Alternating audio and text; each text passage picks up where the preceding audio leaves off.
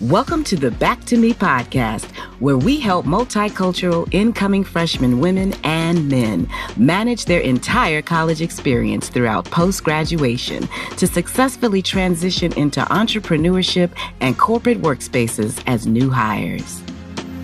Back to me. Oh, I turned it around. I'm back to me. I finally figured it out. I'm back to me. So when you think you have nothing, back to me. I go back to me. Yeah, I'm back to me. Hello, everyone. It's your host, Yoli Tamu. We're back from spring break, and we hope you had some time to rest. Financial Literacy Month is here, and our Money Masterclass series of well-sought-after financial educators and professionals are going to make you want to share them with all of your friends. This series opens with Patricia Kelly, University of California, Santa Cruz lecturer, speaker, and financial literacy advocate, who is also the mastermind behind the popular course, Cal 52, Personal Finance and Investing, that is now available throughout the University of California system. From initially 30 students to now over 1,000 students enrolled, this former Wall Street analyst shares the 5 pillars of finance and offers great tips from her course on how to start implementing them in your financial plan today. Don't miss the free financial templates and resources she's offering you as well. Enjoy. I usually do a lot of referrals, and this time I did a search, and wow, I found this incredible woman. She came right up on Google when I was looking for personal finance. She was first for colleges. So I said, oh my goodness, we have got to speak with you. So I'm excited to introduce to everyone for Financial Literacy Month, UC Santa Cruz professor and creator of the UC System Personal Finance and Investing course that's going to be available to all students in the UC systems, Miss Patricia Kelly. How are you? I'm doing really well. Thank you so much for having me and for finding me. I'm delighted to be here. Yes, I was so grateful for your yes. I was looking at your resume. I said, oh, she's done a lot. We need to talk to her. Oh, thanks. Yes, I want to get this information out. Yes. How powerful is that? You have a course that is circulating through the entire UC system. That's amazing. Fantastic. Okay, so before we get into it, I always love the motivations of our guests. You know, what drew you to the field of finance? How did that happen? Oh, gosh. So I was in college and trying to figure out my major, and I knew that I loved politics and I liked mathematics and I liked just kind of how cities and countries and economies run. And I thought, oh, I think I should study this economics. So I was pleased. I really liked economics. And then I started getting involved in college in campus administration and student government. And I was fascinated with building organizations. And I realized, how those things get built are by having the financial robustness behind them. So I got out of college, got a job as a Wall Street analyst for a couple of years, and then headed to business school. I was fortunate to get into Harvard Business School and got my MBA. And then I had a career in investment management. Then the housing crisis happened, and I realized, gosh, people just didn't understand these variable rate mortgages. There was a lot that people didn't understand about finance. And I said, I have a whole career of information and academic training that I could relay to people. So as luck would have it, provost or a dean from UC Santa Cruz invited me up to teach a course in finance, and the rest is history. It started as a little seminar of about 30 students, and last spring we had 1,000 students enrolled. Oh my So yeah, it just gives me so much satisfaction to teach the course, because once people have the overview, the framework of how to manage their finances, so much anxiety goes away. There's just all these aha moments. My goodness, over 1,000 students. That's great to hear that students are interested in finance. They see it's important. Yeah, huge demand. And I just see on Instagram and whatnot, all these influencers on personal finance are popping up. The bookshelves are full of books on managing your finances. A lot of interest in this generation now. I think they kind of watch their parents. And we're getting a few decades beyond the housing crisis, but more interest in finance. Well, these new apps like Robinhood, you can have your financial life on your phone, and then everybody's interested in Bitcoin and what's the stock market. So it's more accessible. Yeah. And so if students are in the UC system, they have access to this course. Yeah, if you're in the UC system, you can take it. It's UC Santa Cruz, Cowell 52, and you can get it through UC Online. It's a separate course enrollment. If you're not part of the UC system, you could take it through the summer program at UC Santa Cruz. There's a little secret, too. I have posted all my material on my website. And that includes some lectures and the reading material and some budget templates. And you can find me at Patricia Kelly Financial Literacy. Okay. At Kelly Financial Literacy. Yeah. All right. We will definitely provide that. So now let's take a little deeper dive. And like you said, they're already on their phones. They're already getting these apps. So I'm just wondering about the concerns of students and their finances. What do you think? Of course, for all of us, we don't want to die broke, but what are the major concerns of students? What I see students come in with is perhaps a lot of anxiety around finances and really not knowing where to start. They may have a lot of emotions, anxiety and emotions, maybe just flat out fear. They don't know what a checking account is or the stock market is. And in finance, you have a lot of emotional baggage. You may have had family situations where money was an issue, or maybe you never learned anything at all about money. One thing that I love about finance is it's not rocket science. It's actually fairly easy, but you have to know the basic components. And the basic components, I've figured out there's probably only 5. You need to have a budget. You need to have some savings. You need to have a credit card.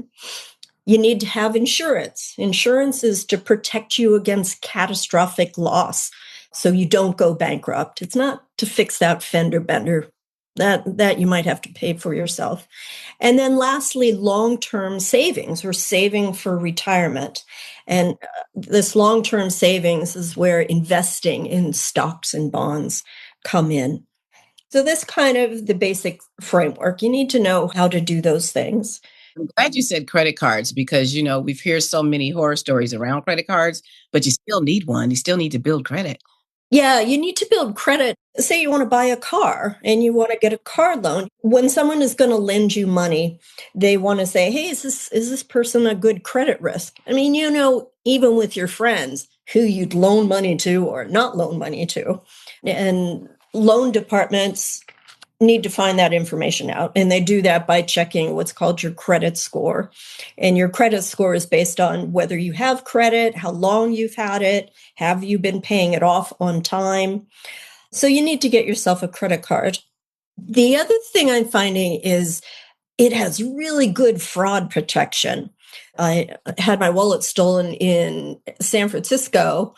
And before I even knew my wallet was gone, the credit card company had canceled my credit card because it had been used. So fraud protection is really, really good with these credit cards. And the other thing is, all these points and cash back and little bonuses that they give you. Yeah. I love Discover. Discover gives you good cash back. Yeah, you get some cash back. Where people run into using credit cards is you get a credit card and they say, oh, you can spend $1,500 on this credit card. That's your credit limit. But maybe you don't have that money to spend. And so you have it and you kind of use it to bump your lifestyle a little bit. Yeah, I'm going to get those fancy shoes or get that new dress. When really, if you had to pay cash for it, you wouldn't do it. So credit cards are a very quick way to start living beyond your means. And that's where people get in trouble. And then there's some, I won't get into it here, but there's some components of credit cards that make it easy to get wrapped up in spending more and not having to pay it back quickly. I like how you laid out the 5 needs for finance. Are they pillars? Would you consider them pillars or just the 5 I think they're needs? kind of pillars. They're really the basics. What's number 1? What's the top? You know what? Really, the top is know where your money is coming from and where it's going. What is your budget? And I'm an old pencil and paper person. I have a budget. I know the categories in my budget and how much I'm spending, how much I'm spending in rent and utilities and groceries. And when you build a budget, and you can, good Lord, there's all sorts of apps right now that you can get for them, or even your bank. I've noticed Wells Fargo and B of A, they have budgeting apps within their platform. But you should take a couple of months and drill down on where are you spending your money, because you're going to have so many aha moments. I always chuckle in class. I have students do their own budget. And the students will come back going, oh, I didn't know how much I was spending on makeup every month. Oh, I didn't know how much my parents were spending on college. People aren't using ATM so much, but I used to spend a lot of money, just got cash. And then I'd buy a magazine, I go to the coffee shop, I go, just pick up things because I had cash in my pocket. Well, when you identify that stuff, get it down on paper or get it on a screen that you can look at and then say, oh, do I really want to be spending my money there? Should I really be spending that money on clothes? Or, gosh, I spent a lot of money going out last weekend. And then you start identifying, you know what, I really want to buy a car in a year or so. I would rather be taking $50 out of that entertainment category and putting it into savings for a short-term goal, or even just having an emergency fund, or then beyond that, starting to save for retirement. So a budget should reflect your values and your wants and needs. No 2 budgets are going to be the same. Please don't look at what the proverbial Joneses are doing. Don't compare yourself to anybody else. Some of them are broke. A lot of them are broke. Yoli, right? Some of them are broke. Every time I see someone getting a new Porsche or taking a fancy vacation, I kind of go, okay, do they have a rich aunt? Are they really doing well? Or did they max out their credit cards? It's all for show. I love it. Yeah. Okay. For show. Good stuff. Okay. So now let's get into your course. This is like an honor to have you. Okay. Thank you. Absolutely. So now, can you share with our listeners, as you know, we're serving the incoming college freshman that deals with anxiety. I'm glad you brought that up. And just, getting into college and just what that is all about. And, the tables are waiting for them. The credit card companies are waiting as soon as they show up. So I'm glad you're saying at least get one, don't go crazy. But can you share with our listeners a few of the top takeaways from your course? What are your students talking about that they loved from your course? Oh, gosh. What do they love? Well, they love learning how to do a budget. You either build it from your current budget up, or you use some rules of thumb, like you can look up the 50-30-20 rule, which outlines how to compartmentalize your expenses. They take away, oh gosh, I do need savings. I should start saving maybe 10% of my income and put it in a high yield savings account. That's not for fancy shoes or those impulse purchases. Those are when, it's an emergency fund, or we've been having inflation when prices are unexpectedly higher. Or if you're in college, that physics book that turns out to be $300. Right. You need to have some money set aside. These are true for whether you're starting out as a freshman or you're 50 years old. You're going to need a budget, you need savings. Get yourself a credit card. And in fact, if you're still living at home, maybe it's your first card, your parents can get you a credit card off of their credit. So you can get a student credit card, which it's a little more flexible. They realize you've never had a card before. Mm-hmm. You recommend that versus a secured card? Like just put your own money on something? A secured card. So that's kind of another thing. A secured card, usually it requires you to have a bank balance, and you get a secured card and you can only spend up to what you have in the bank. Okay. Whereas a credit card, they're not looking at how much you have in the bank. They'll say, okay, you can spend up to your credit limit, say $1,500 or $2,000. I'm just thinking about protecting the parents' income. Well, you're going to get a secured card. We're going to get your checking account. You're not touching my credit. You know what I mean? Usually that's a family discussion. So. Okay. And everybody has different personalities. I have 3 kids. One is a total spender and one is a total saver. So, what's your personality, Right. I mean, it just kind of leans towards independence, just my opinion, for sure. Now, you said apps are super popular, and then do they talk about Bitcoin? Is that popular in your takeaway? Oh my God, yeah. So, I got some gray hair, and I also watched the PBS Frontline documentary on Bitcoin. And Bitcoin, if you've ever collected Beanie Babies or magic cards or Pokemon cards, it's not tied to something of value. Like the US currency, well, in the old days, you could walk in and get, some gold, but it's tied to, the full faith of the US government. But Bitcoin isn't tied to anything. I mean, we've seen stories of fraud, fraudsters. So I'm highly skeptical of it as a financial instrument. Highly, highly risky. It's very risky. Even if you love the idea of it, it goes up and down a lot. So you do not want to put that emergency savings in Bitcoin. Had terrible story. One of my students raised his hand and, well, actually he had put his tuition in Tesla stock, but I'm sure others are putting their money in Bitcoin, and then the value of Bitcoin drops. Well, you don't have that money anymore. If you need that money, you can't go and say, oh, well, I bought it for $100, but now it's $50. Nobody's going to give you $100 for it now. It's at $50 now. So unless you have time to write it back up, it's highly risky. So that's why the stock market's a little better way to go, huh? Well, the stock market, when you buy a share of stock, you now are an owner in that company. Or if you buy a mutual fund or exchange traded fund, which are baskets of stocks, you own a portion of each one of those companies. You're an owner. So the company would have to go absolutely bankrupt for you to lose all your money.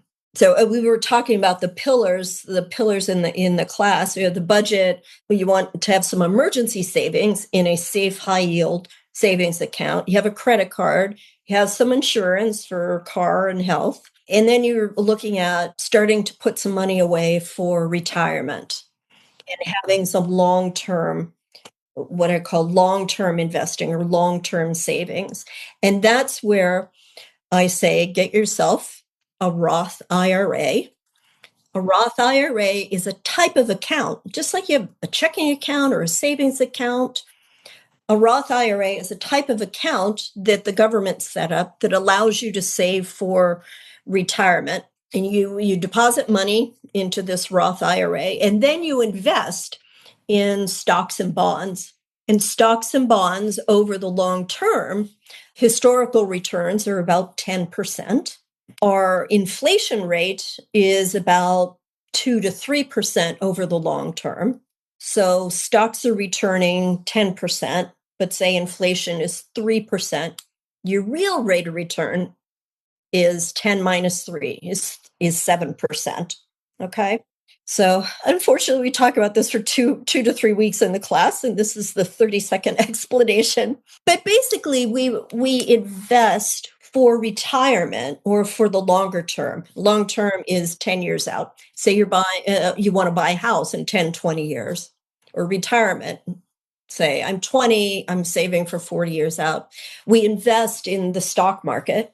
By investing in the stock market, what I will say is you invest in a highly diversified portfolio and in an exchange traded fund. And I would buy the S&P 500. One exchange traded fund that does that is SPY. And so that'll give you a quickly diversified. And basically what diversification means is you don't put all your eggs in one basket. You don't put your retirement fund in Bitcoin or in one stock. We're going to diversify it among 500 stocks. So that lowers the risk. Yeah, the stock market goes up and down, but it's not as volatile as individual stock. Yeah.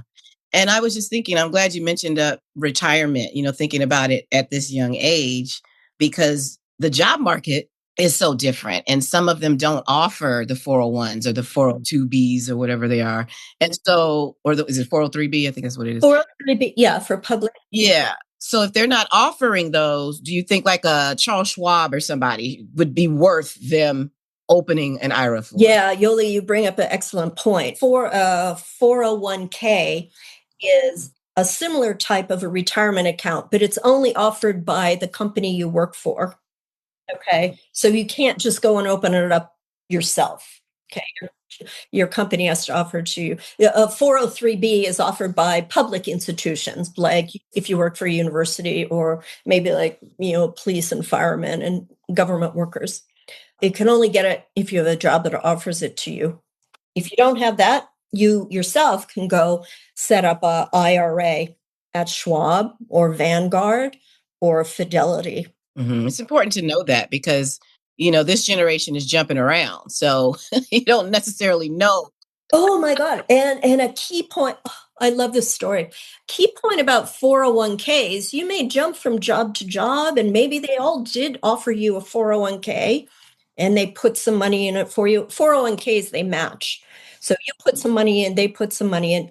When you move to a new job, you can bring that money with you.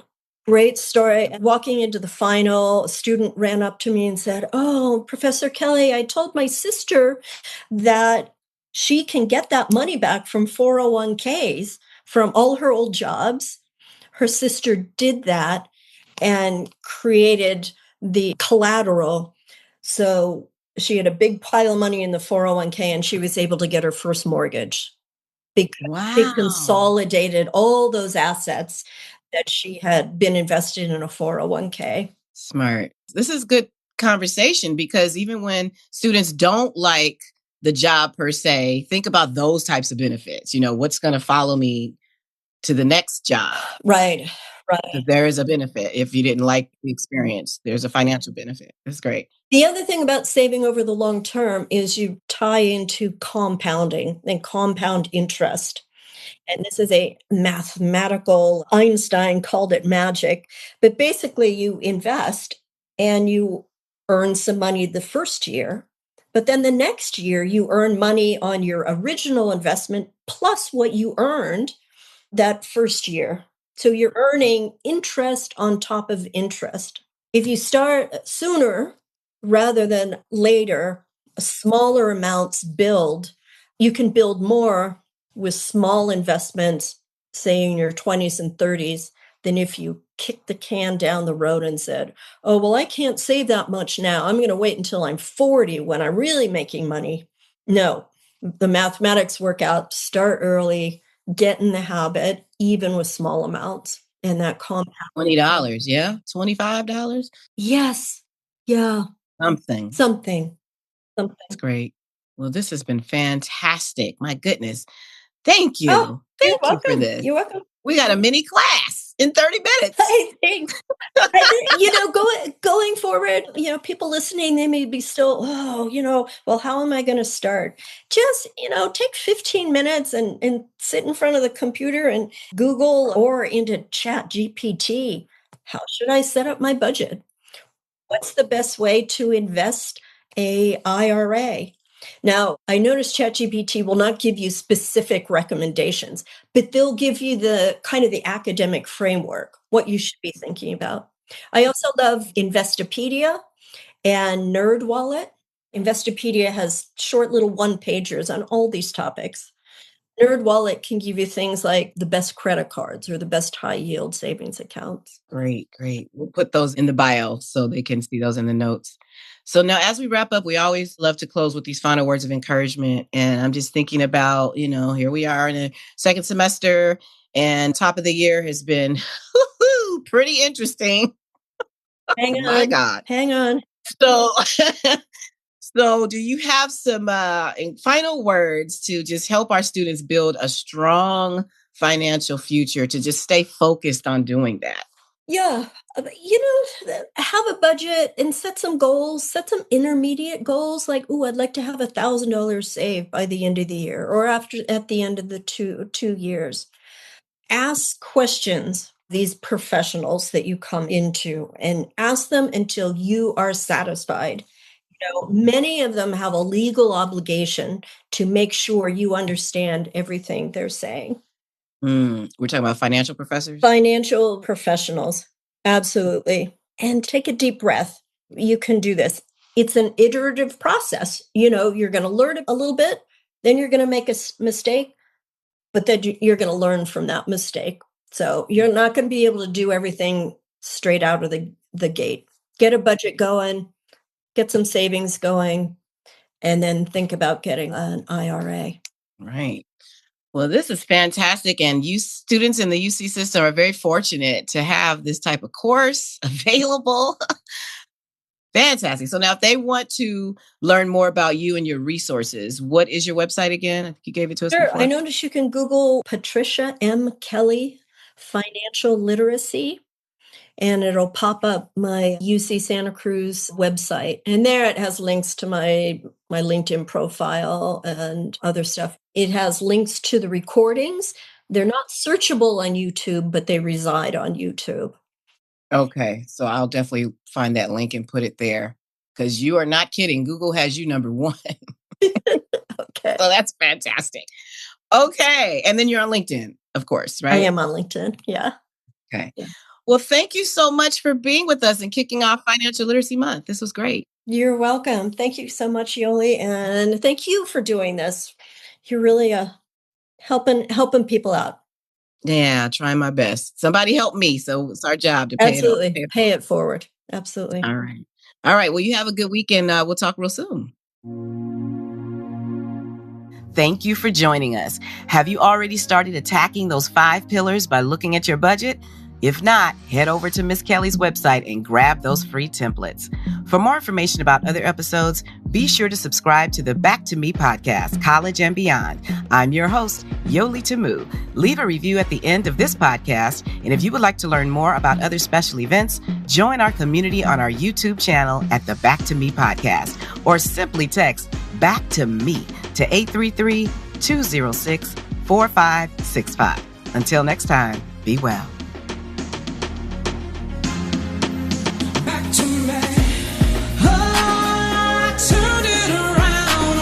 To me, I finally feel